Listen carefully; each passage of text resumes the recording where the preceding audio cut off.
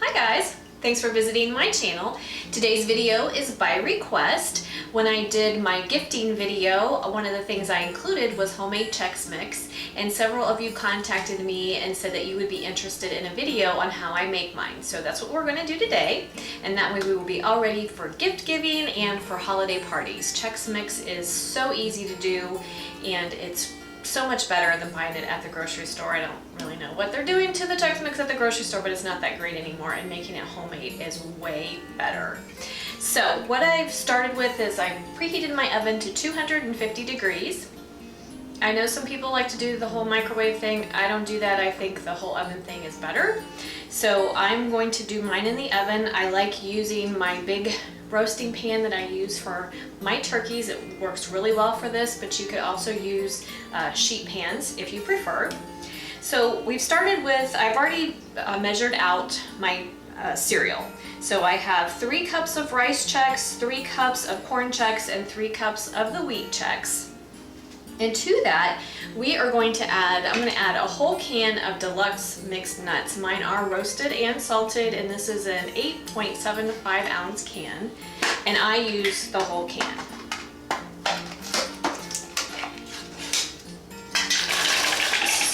Sprinkle those in.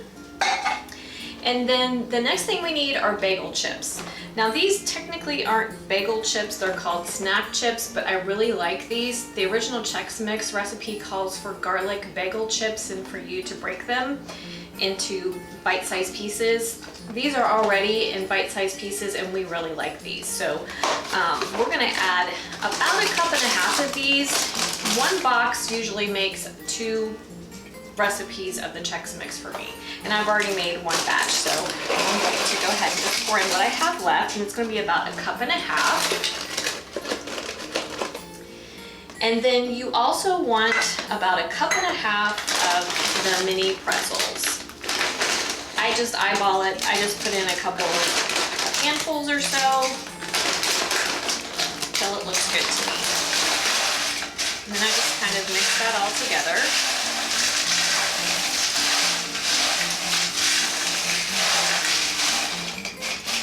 And if you want to break these, if you use the Schuler's garlic snack chips, if those are too big for you, you can go ahead and break them in half. Sometimes I break them in half, sometimes not. But you can go ahead and break those in half if you want. And then, like I said, just give everything a good mix. And then to that, we need a 1.5 sticks of melted butter. I've already melted mine.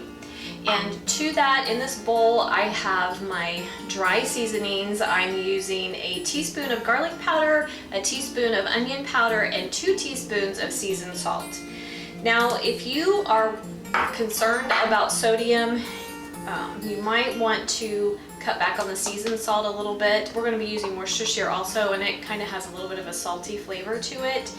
So that's up to you if you want to cut back on that a little bit. Plus, there's salt in the roasted and salted nuts, there's salt in the pretzels, there's probably some salt in the cereal.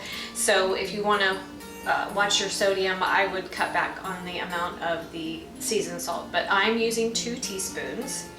And then we are going to add 4 tablespoons of Worcestershire.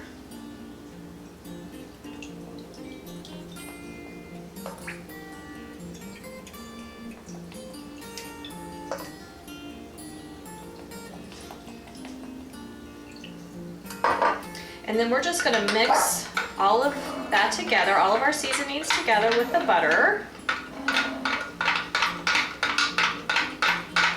Make sure everything is well mixed.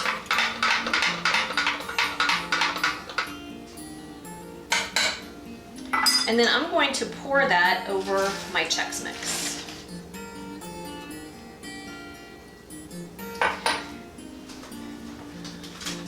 And then I'm just going to take a nice big spatula, and we're just going to give everything a nice toss, make sure everything is evenly coated.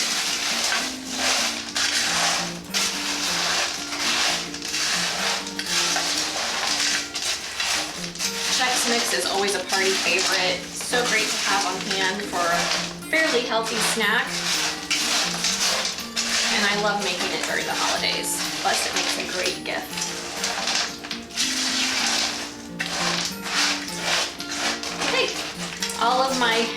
these are pretty well coated, so I'm going to pop it in my 250-degree preheated oven. We're going to bake it for an hour, but we're going to stir it every 15 minutes. So when we get there, I'll bring you back. Okay guys, we are all done. I baked my Chex Mix for an hour and I gave it a thorough stir every 15 minutes or so. And then when it's done, what you're going to do is you're going to lay it out on paper towels for it to cool completely. And then once it's nice and cool, you can store it.